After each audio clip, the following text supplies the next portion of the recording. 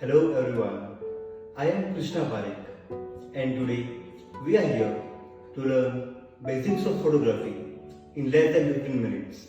Yes, you heard it right, less than 15 minutes. There is a very well known saying, you can learn 70% of something in the time and efforts equal to that of 30%. But for the remaining 30%, you need to give 70% of time and efforts. Getting close to perfect is a tough job, I know that. But today we are here to learn that initial 70% of basics and be rest assured.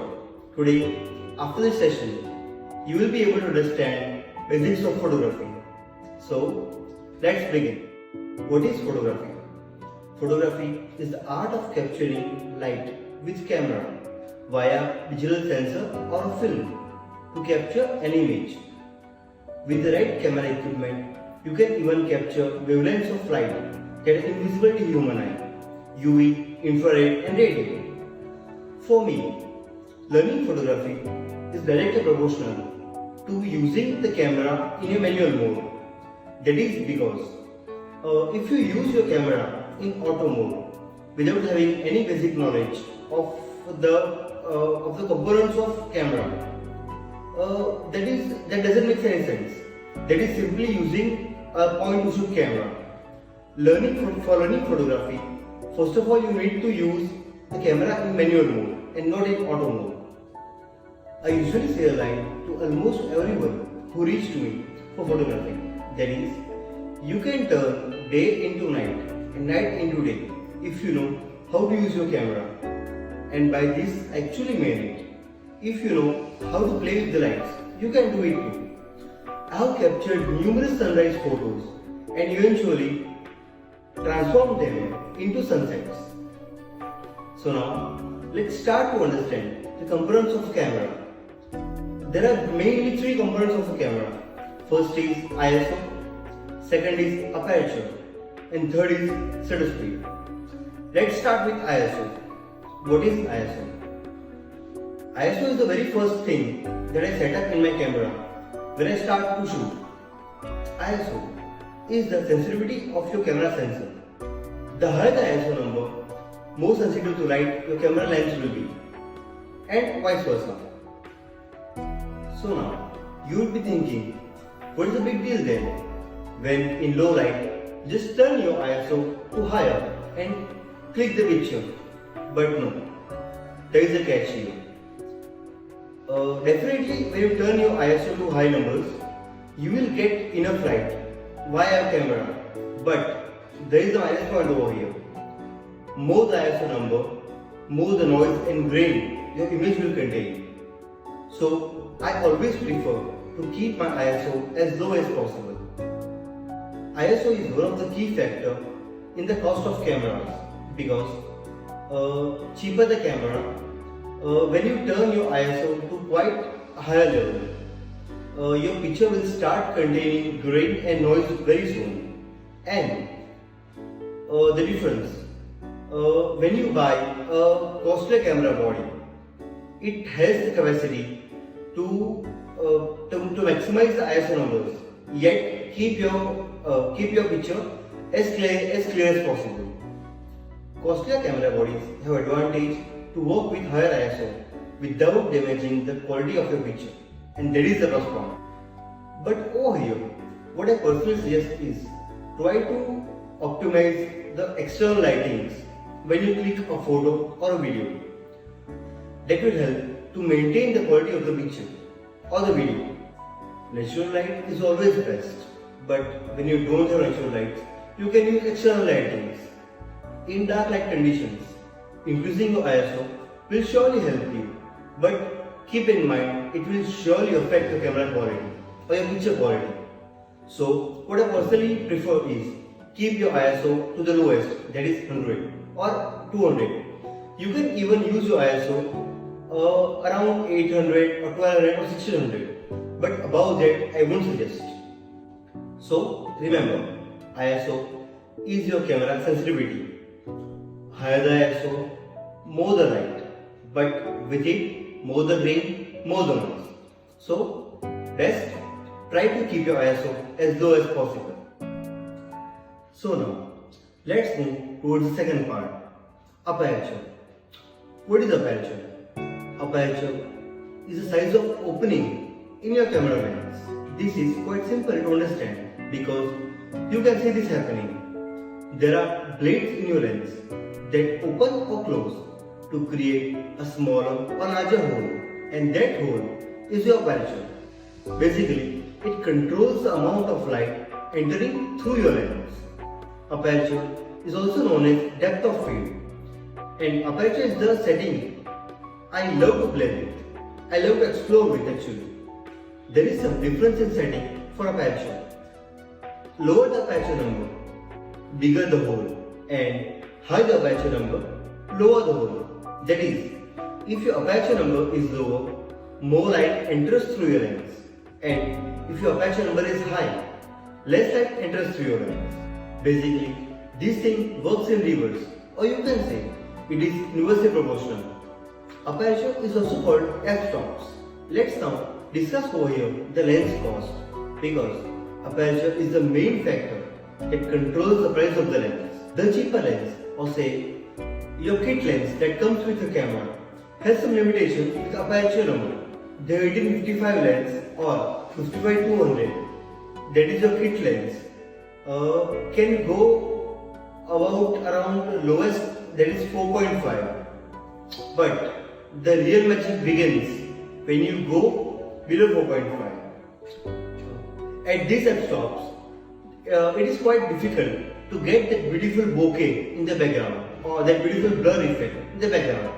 And over here, the game of prime lens starts. Prime lenses are usually small in size and they don't have any zoom feature. This is a 50mm prime Canon lens.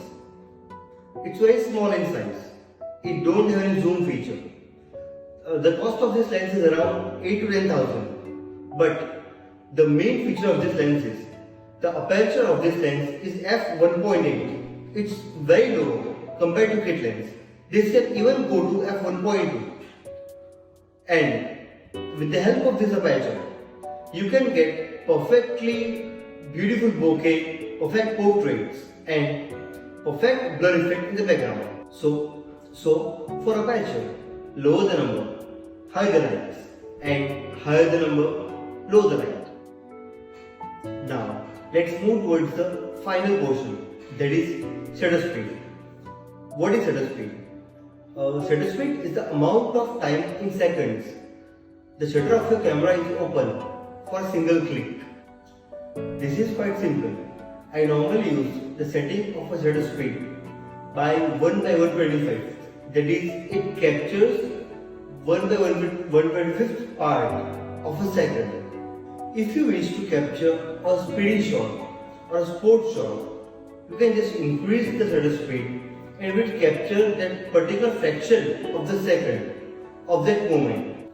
And same for the low speeds. That is, if you want to capture a whole time frame, we just need to lower the speed and camera will capture the whole particular moment. In that, the camera will capture the whole particular moment that happened into that second. That is like, if you have kept the shutter speed to 2 seconds, it will capture all the moments that happened in that 2 seconds and it will combine all that into one single picture. Same way, if you have kept the shutter speed to very high and a bird is flying and you click the picture, you can get fraction of second of the moment that happens in that picture. When you capture a photo at high shutter speed, there are no issues with the stability. But when you capture any picture at low shutter speed, you need to make sure your camera is on tripod or at some stable place, because if your camera will shake, you won't be able to get any picture at low shutter speeds. So quite simple, slower the shutter speed, more motion blur, and higher shutter speed, less motion blur. Now we need to put all these three components together to get a perfect image. first thing to do is set up your ISO. If I go out in natural light, I will definitely keep my ISO to 100. Now, observe your subject. Whether you need to capture a landscape or a particular subject, that is a single subject, two subjects, a group of family or something, adjust your aperture accordingly. That is, if you want to focus on a single subject, adjust your aperture accordingly. That is, lower it. Now, if you want to take the whole landscape, you don't need to adjust your aperture to very low. You can keep it to moderate. Now, the third part, shutter speed. Whether you are capturing a stable object or the object is moving, adjust your shutter speed accordingly. And by adjusting all three components together perfectly, you will definitely get a perfect shot. But here, be wise while selecting your shutter speed, because higher the shutter speed, you will get less detail in the subject. Like if you capture an image at a very high shutter speed, you will not be able to get too much detail in the picture. Now, let's understand this with the example. If I go out and there is dark, the first thing to do here is, when you click a picture in a dark, you don't got motion blur. So you will try to keep your shutter speed at low, because low the shutter speed, you will get more light. Second thing to adjust over here is aperture, because lower the aperture, bigger the hole, more the light. Even after this, you are not getting enough light, then you can adjust your ISO. Try to adjust your ISO up to the extent you can get a good picture, because more higher the ISO, more grain and noisy picture will be. Now, I go out and there is plenty of light over there. First thing to adjust over here is your ISO. Keeping the ISO to 100, that is lowest, would be perfect. Second thing to adjust over here is your shutter speed, because we will try to keep the aperture at the last, because as lower the aperture, beautiful the image.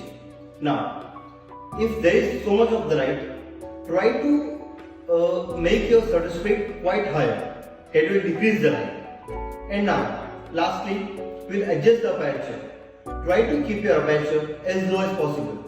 That will keep your image very beautiful. That's all about the basics of photography. There is also a part called white balance, but you can adjust that thing in post-processing. So we will not include that over here in this video.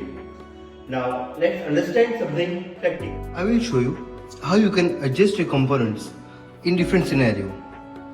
Now, my current ISO is 100, aperture is f5 and shutter speed is 80.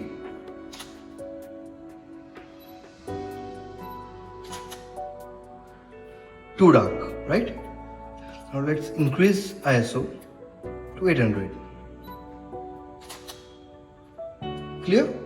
Now let's suppose you have too much light over here, it's sunny day.